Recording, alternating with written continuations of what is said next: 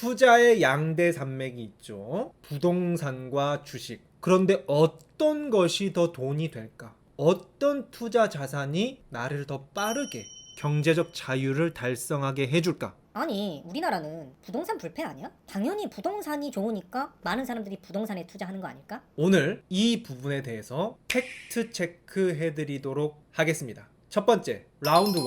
주식과 부동산. 원리적으로 어떤 것이 더 수익률이 좋을 수밖에 없는지 한번 그 원리를 비교해서 살펴보고요. 라운드 2. 두 번째로는 실전 사례로 봤을 때 어떤 투자 자산이 수익률이 좋은지 한번 살펴보고 마지막에 최종 결론 내려보도록 하겠습니다. 그리고 참고로 그 뒤에 예외 사항까지 꼼꼼하게 다뤄볼 텐데요. 오늘 영상 끝까지 보시면 내가 앞으로 평생 주식에 집중하는 것이 좋은지 부동산에 집중하는 것이 좋은지 큰 그림을 그리는데 아주 많은 도움이 되실 거라 생각합니다. 잔잔하게. 먼저 첫 번째, 라운드 1.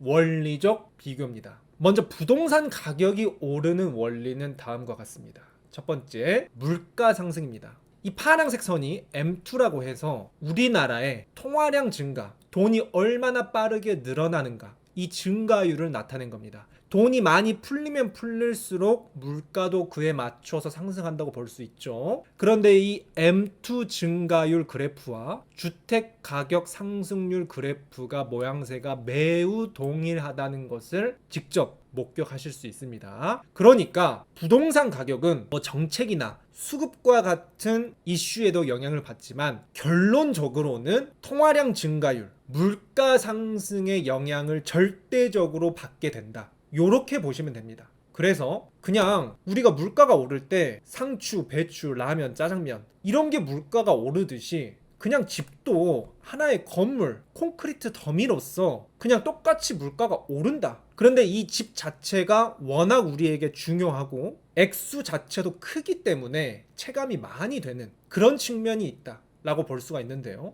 그렇다면 주식은 어떤 원리에서 주식 가격이 오를까 살펴보자면 주식 가격 역시 첫 번째로 똑같이 물가 상승의 영향을 받습니다. 예를 들어서 물가가 오른다? 신라면, 새우깡, 회사에서 만드는 모든 물건들이 물가가 오르죠. 코카콜라 가격 너무나도 가파르게 오르고 있습니다. 요즘 캔 콜라 하나 사는데도 1,500원, 1,600원. 기업은 절대로 손해보고 장사하지 않죠. 만약에 물가 상승이 나서 원재료 가격이 상승한다? 그러면은 기업이 손해를 떠안나요? 절대 그렇지 않죠. 모두 소비자에게 전가합니다. 무조건 가격 올려버립니다. 그런 측면에서 주식은 물가 상승하면은 당연히 회사들이 가격을 올리면서 매출도 늘어나면서 주식 가격도 오르게 된다. 첫 번째가 있고요. 그런데 주식은 여기에 더해서 두 번째 가격이 오르는 원리가 있습니다. 바로 주식은 그 자체로서 수익을 극대화하려는 노력이 들어간다는 거죠.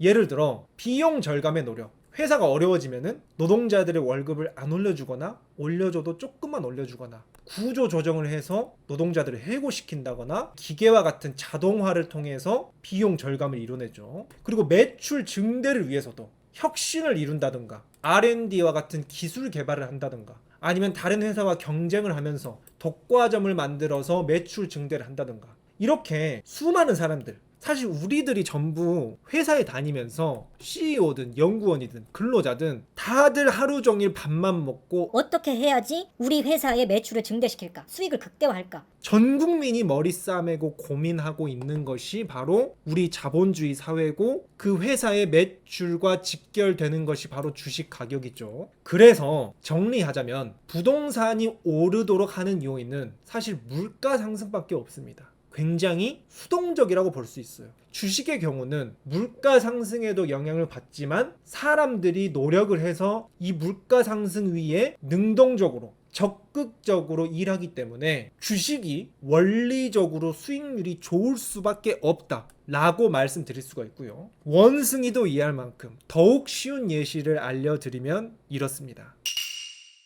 사회 전반에 물가가 오르면 건물주가 어떻죠? 그냥 월세 가격을 좀 올려볼까? 라는 정도의 수준입니다. 여기서 수익이 창출된다고 볼 수 있는데 주식의 경우는 어떻죠? 신라면을 판매하고 있는 농심은 전반적으로 물가가 오른다? 당연히 라면 가격 올리죠. 그리고 공정 자동화를 해서 비용 절감을 하기 위해 노력하죠. 그리고 국내가 안 된다면 해외 진출도 하고 다른 회사랑 경쟁하면서 더더욱 이익을 극대화하려고 밥만 먹고 이 사람들이 이 주가를 끌어올리기 위해서 노력하고 분투합니다. 그렇기 때문에 원리적으로 연역적으로 봤을 때 부동산과 주식은 주식이 수익이 높을 수밖에 없다라고 첫 번째로 말씀을 드리고 싶고요.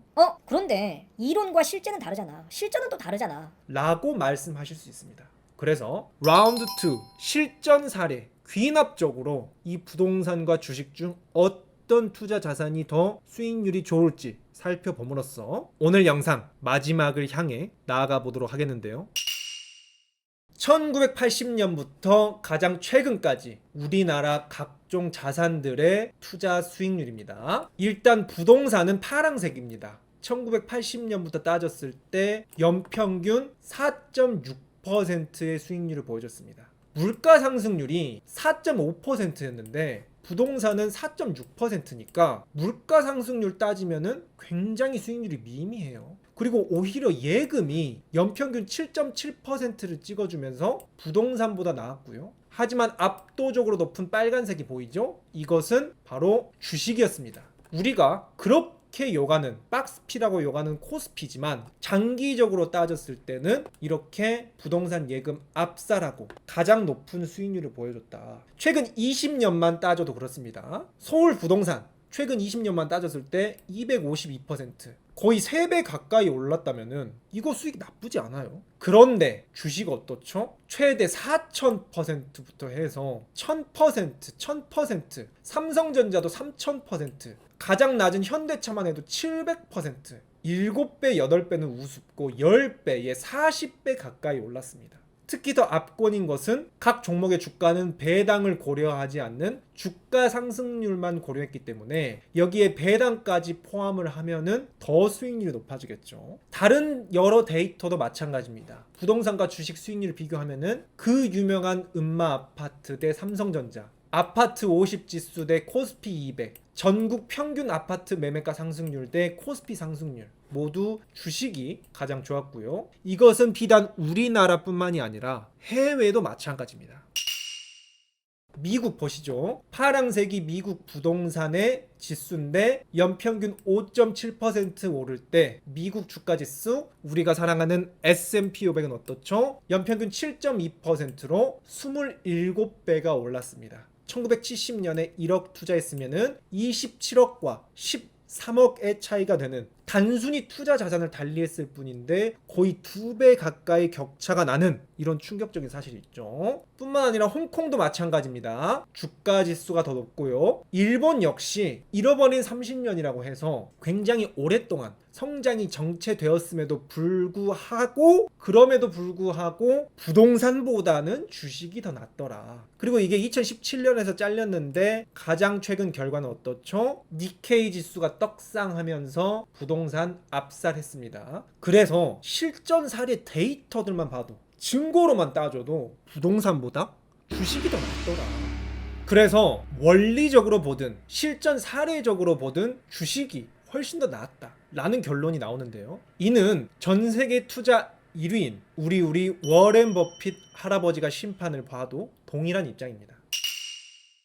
가장 최근 워렌 버핏이 주주총회를 하면서 이런 말씀을 하셨습니다. 부동산이 주식 투자보다 어렵다. 대부분 주식이 더 저렴한 기회도 많고 거래하기도 쉽다. 2010년 주주서한에서는 이렇게 말했습니다. 내가 젊었을 때 집을 사는 대신 월세를 내고 차라리 주식에 투자했다면 더 좋았을 걸 라고 말씀하셨다고 하고요. 그의 전기에 따르면은 자신이 20대 후반에 자신의 집을 산 것을 버핏의 바보짓이라고 말한다고 합니다. 왜냐면은 이 주식을 자신이 잘하는 복리로 주식에 투자했다면은 더 높은 가치를 창출할 수 있었기 때문이다 라고 말했습니다. 그래서 최근 자료도 보면은 찐 부자들은 어떻죠? 부동산도 좋아하지만 이 주식 가장 좋아하더라. 우리가 건물주다 뭐다 하지만 찐 부자들, 특히 제가 이전 영상에서도 말씀드렸죠. 전 세계 탑 10 부자들, 탑 100까지 따져도 100이면 100 주식 부자입니다.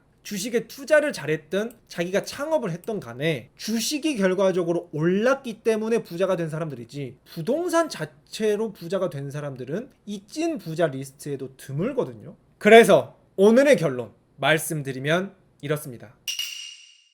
부동산과 주식, 어떤 것이 수익률이 좋을까? 바로 주식이다. 첫 번째, 지난 영상에서 다뤄드렸었죠. 원리적으로 따졌을 때도 자본주의의 근간이자 정석이다. 이 영상 꼭 살펴보고 오셔야겠죠. 두 번째, 오늘 살펴본 결과 수익률 측면에서도 수익률을 압살하고 있고요. 세 번째, 이 투자 대가들도 모두 입을 모아서 부동산 투자보다는 주식 투자 대가들 훨씬 많죠. 그렇기 때문에 제가 아까도 보여드렸지만 이 한 번의 투자 전략, 어떤 방향으로 길을 가느냐가 이 한 끗 차이가 몇 억의 차이를 낳을 수 있고, 이 몇 억의 차이는 우리 생활 수준의 차이를 만들어냅니다. 이 생활 수준의 차이가 우리 인생을 바꾸죠. 이 결정을 하는데 오늘 제 영상이 많은 도움이 되시길 진심으로 바라고요. 하지만 여기에 예외사항이 있습니다. 이 예외사항까지 한 가지 꼼꼼하게 다뤄드린다고 말씀드렸는데요. 그런데 이 부동산과 주식이 대결을 하는데 부동산이 갑자기 야구 빠따를 하나 들고 옵니다. 이런 약간 반칙이죠. 그런데 야구 빠따를 들고 온 게 뭐냐면은 바로 담보대출, 즉 레버리지라는 것이죠. 우리 부동산 살 때 전액 현금으로 사는 사람 좀 드물죠. 대부분 대출을 끼고 사죠. 이렇게 레버리지를 끼고 사면은 이 부동산과 주식의 게임이, 이 배트 들고 하는 A의 게임을 주먹으로만 이길 수 있을까? 약간 균형이 어긋나게 되는데, 그럼에도 불구하고 이 레버리지는 양날의 검이거든요. 그래서 이 부동산 담보대출, 이 레버리지의 실체에 대해서 바로 다음 영상에서 이어서 다뤄보도록 하겠고요. 그리고 실거주 목적에 대해서도 많은 분들이 언급해 주셨는데, 이 실거주 목적의 부동산에 대해서도 이어서 다뤄드리려고 합니다. 이 영상들 이어서 받아보고 싶으시다면 구독과 알림 설정 눌러주셔야 누락하지 않고 받아보실 수 있고요. 그렇다면 전 또 다음 영상에서도 우리 구독자님들의 인생을 바꾸는, 정말 도움이 될 만한, 제 진심을 담아서 말씀드리고 싶은 내용으로 우리 구독자님들 찾아뵙도록 하겠습니다. 오늘 제가 하고 싶은 결론은 이렇습니다. 우리 주식 투자 마음 편하게 하고 계신 우리 구독자님들 너무 잘하고 계시다.